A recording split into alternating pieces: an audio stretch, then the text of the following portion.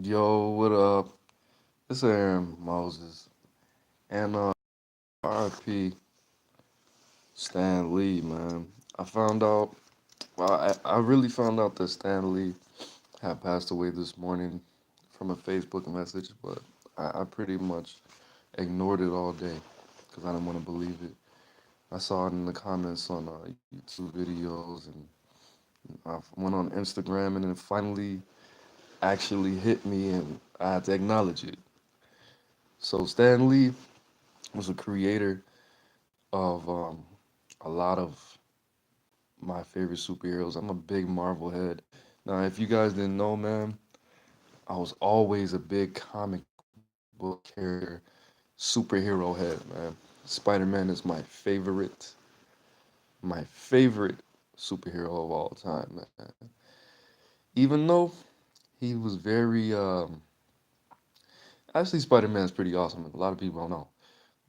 Spider-Man is with the shits, and he has a lot of good super powers, but Spider-Man was always my favorite one, man. I think it was because he was like my first real superhero. I always hated the Hulk, just because instinctually I was like, this nigga gets mad and he turns green and just starts destroying shit, and he comes out of his temper tantrum when he's around his girl. That's lame, you know. It's just always been like that. But like Wolverine, X-Men, like when I was um when I was like 11 or 12, it was definitely before seventh grade. I got 50 something Marvel comic books for Christmas. Like everybody in the family got me like three or four comic books, and I was just like, I still have them today. My grandma has them in her storage. But I had X Factor, a Magneto comic books, Black Cat comic books, Mystique comic books, um, Wolverine, Spider Girl. I have not the original, of course. Hulk versus Wolverine. Man, I had Quasar, Captain Marvel, two seasons of Captain Marvel, uh, X Man. People were laughing at me because they were like, X Man, that's the bootleg. No, you don't know. You don't know what X Man is, bruh.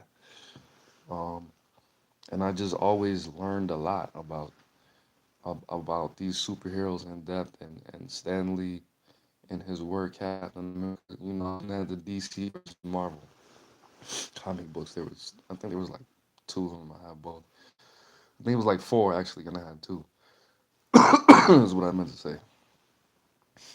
I did a book report on them, man. I had the books that gave the in-depth like measurements of these superheroes' power, like all the most famous powers. Gambit talking about how Spider-Man of these superheroes. It was the fact that he tried to change the world. He tried to unite the people with his works. He wasn't like, okay, I know DC did. Uh, they both had DC and Marvel. Both had comics where they would show Hitler being beat up and World War being won and stuff like that. But it was just X-Men was a real symbol, not only for just some people would say the X-Men were black people because black people are viewed as people who have superpowers, but it wasn't even just that. It was black people. It was everybody who was different versus the world, and having to show that we weren't bad or evil or anything like that, man.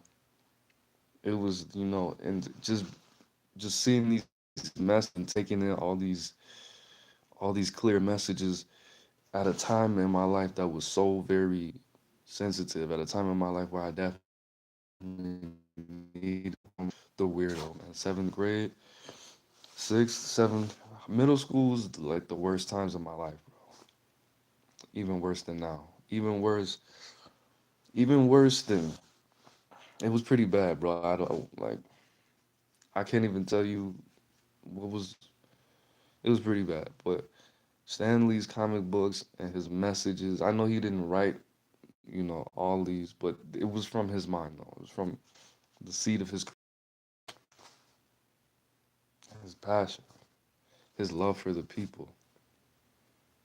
And he was clearly a magician, bro. He clearly could have lived until he was for another 20 years if he wanted to. He was just done. Like, I want to be here with you motherfuckers for this much longer. He's already 95.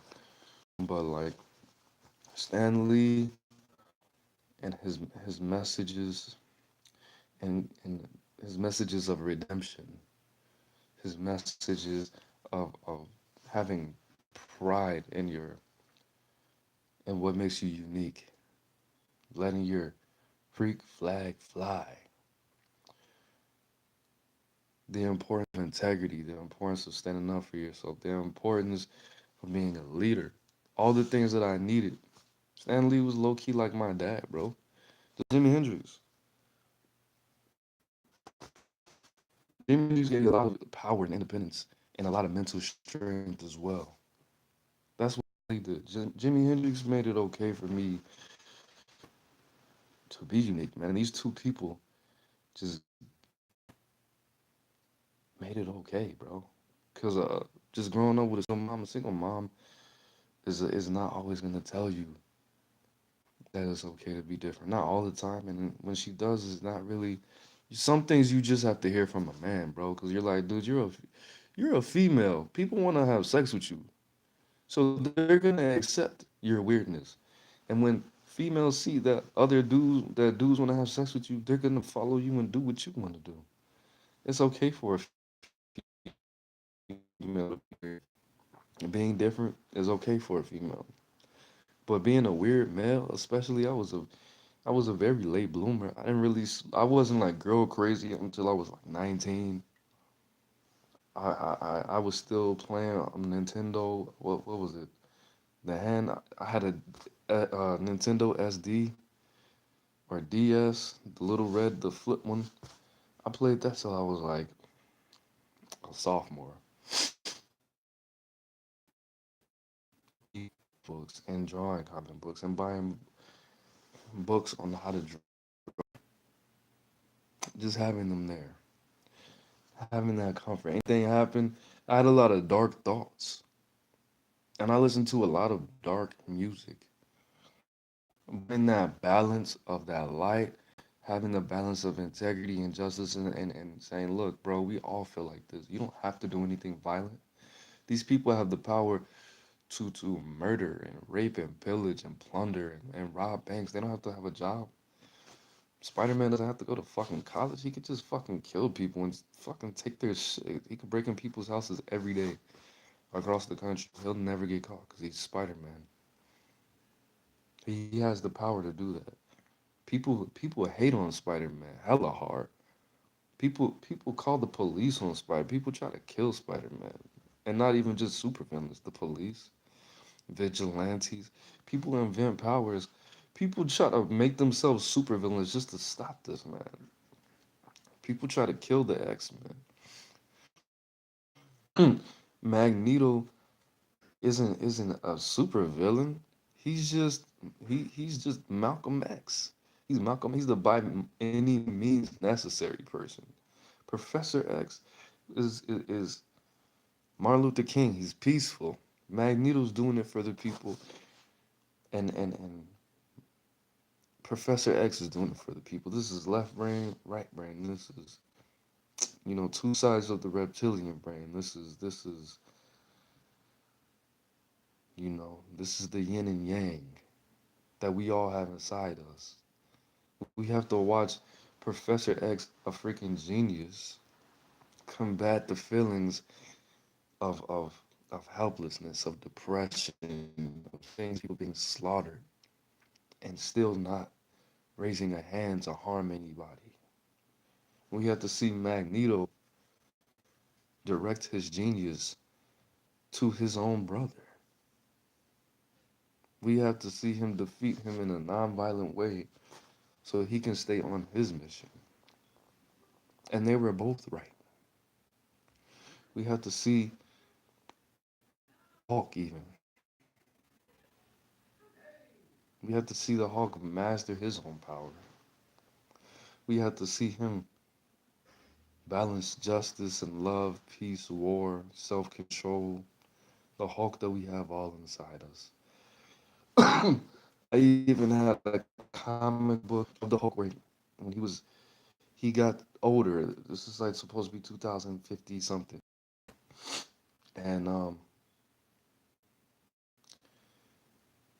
he kept turning into the Hulk, and he ran some kind of test on himself. Very symbolic. He ran some kind of test on himself, and he realized that if he turned into the Hulk, I think it was like 3 to 5 more times, he would die. Until like he would, if he turned into the Hulk when he came from his anger, from being the Hulk, he would die after that. So apparently there was like some super villains, and he had to turn into the Hulk like 2 more times, and then he was like, "Bro, I can't even do this." So he turned into the Hulk, and then like one of the last pages, you could see the Hulk with like long gray hair, and he turned back into Bruce Banner, and he died. He died. It was like an opportunity to learn. A lot of us didn't have parents at all, or these teachers don't teach you.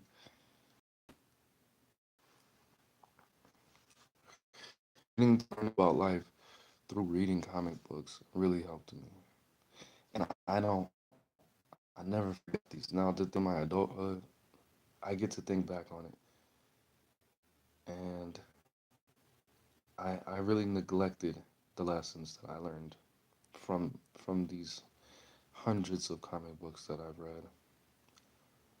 There was a comic book store down the street from my house, and you could read comics on the internet once we got a computer. And I read all my comics multiple times, a lot, every day, till I was like in high school, probably from seventh grade, eighth grade. Shit, probably favorite superhero. Venom was my favorite super villain, which he wasn't really a super villain, just like Magneto wasn't really a super villain. And this is what we have to understand. I guess my super favorite super. Yes. Anyways, guys, the rest goes pretty fire too. But I don't like Captain America. I always hated Captain America. I liked Captain America more than the Hulk, but I always hated Captain America. And I liked Ghost Rider. He was badass. But R.P. Stan Lee, he taught me a lot. I really regret not seeing Venom, and I'm not even gonna get a chance to see it now in the theaters. I might actually.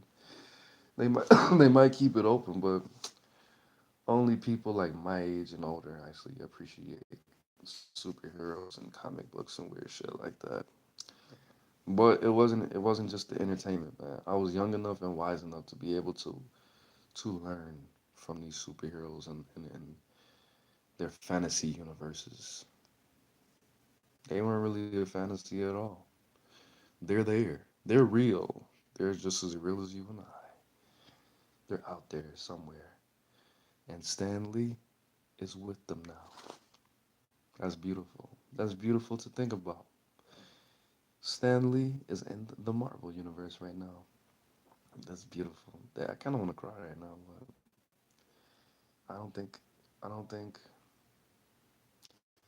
See, my thoughts got in the way. I think I could have. I totally could have cried. I totally could have, cause it was, cause this is not for. This is real, bro. This is really real. This is really real. This is really.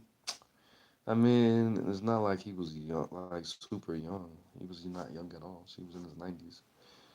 So it was just a matter of time, but it kind of sucks. Hmm. All right, man. I'm the bang, you the bang, we the bang together, man. Stan Lee is the bang, man. Long live Stan Lee. Peace.